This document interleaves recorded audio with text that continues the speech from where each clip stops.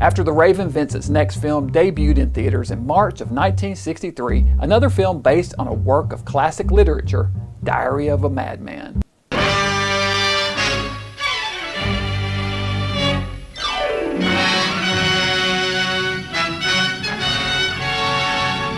The film opens on the funeral of Simon Cordier, played by Vincent Price, a magistrate for the French government. After the funeral, a group of people are gathered together at Cordier's request. There, a box is opened which contains the diary of Simon Cordier, which is read to the assembled group, thus telling our story in flashback. The strange events which occasioned me to begin this diary started 3 days before the murderer, Louis Giraud, was to go to the guillotine. Magistrate Cordier is summoned to the jail cell of convicted murderer Louis Giraud, played by Harvey Stevens, who is sentenced to the guillotine. Once there, Giraud relates a fantastic story that he was forced to murder by a supernatural force that possessed his body and mind. While they are talking, Giraud's eyes are lit by an eerie green glow, and he suddenly becomes violent, attacking and choking Cordier, who is forced to defend himself. Giraud falls and strikes his head and is killed. Kill you!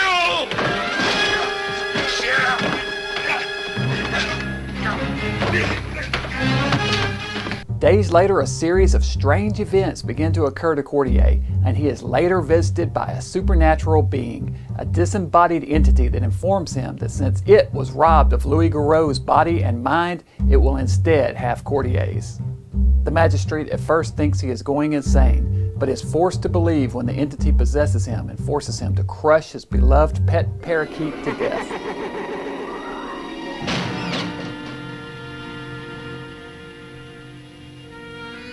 A psychiatrist insists that the voice is all in Cordier's mind and suggests that he take a break and get out and become a bit more social.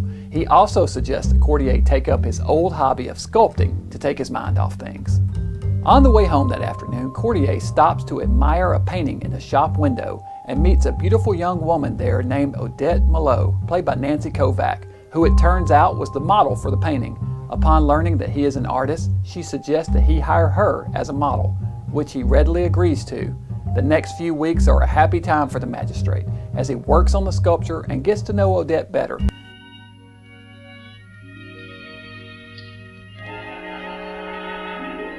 However, just after finishing work on the bust, the entity returns.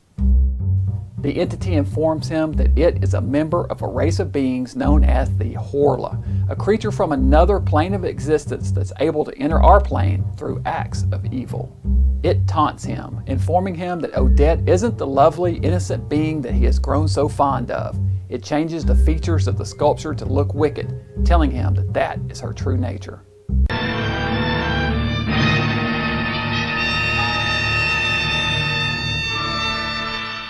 Later that evening, he is again visited by the entity, which sets out to prove that it is right about Odette.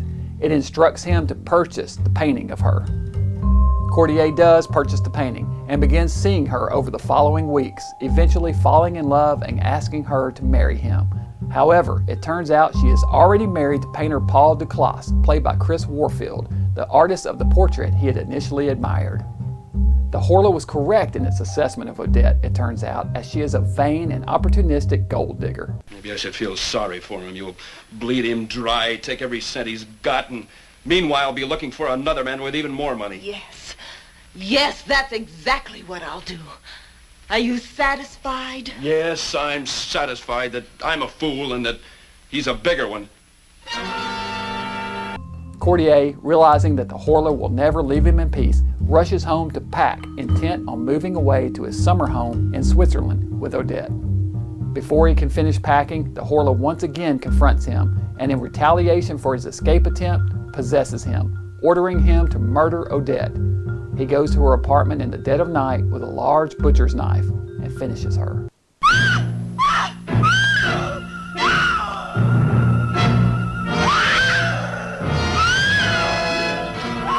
The following morning, Cordier has no recollection of the events and is shocked to learn that Odette has been murdered.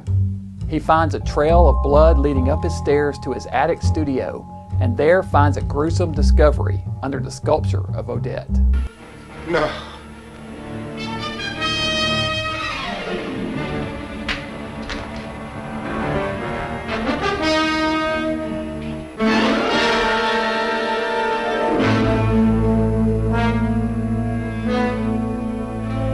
Odette's husband Paul is arrested for her murder.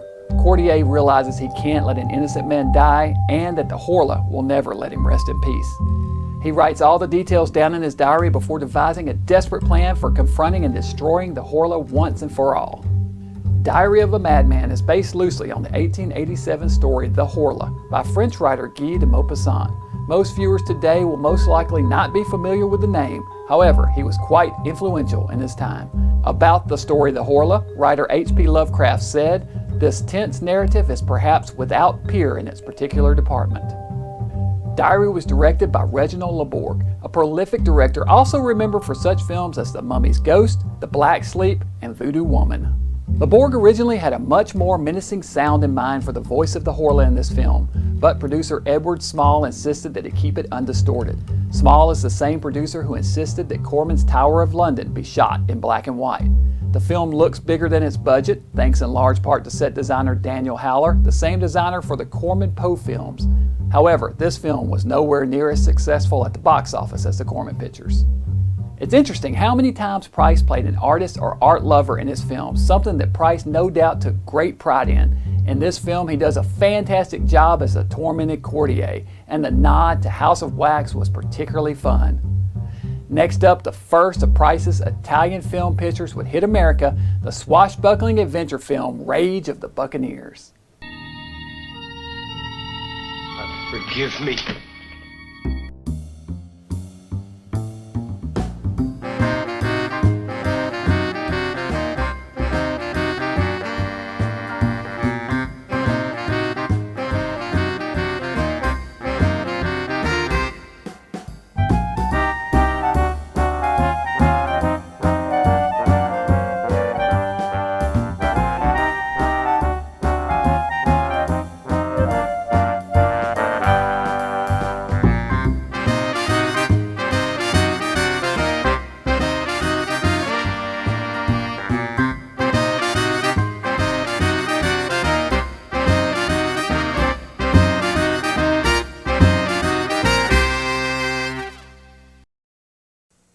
I used to be frightened by all the wine coolers I saw. I was scared I wouldn't pick the right one. Luckily, I did. It was the most refreshing one of them all, Sun Country Wine Cooler. You see, Sun Country is a blend of premium white wine and real fruit juice. That's what gives it its great taste. Sun Country, say, give me the real juice cooler. If you don't say Sun Country, you'd better sleep with your lights on.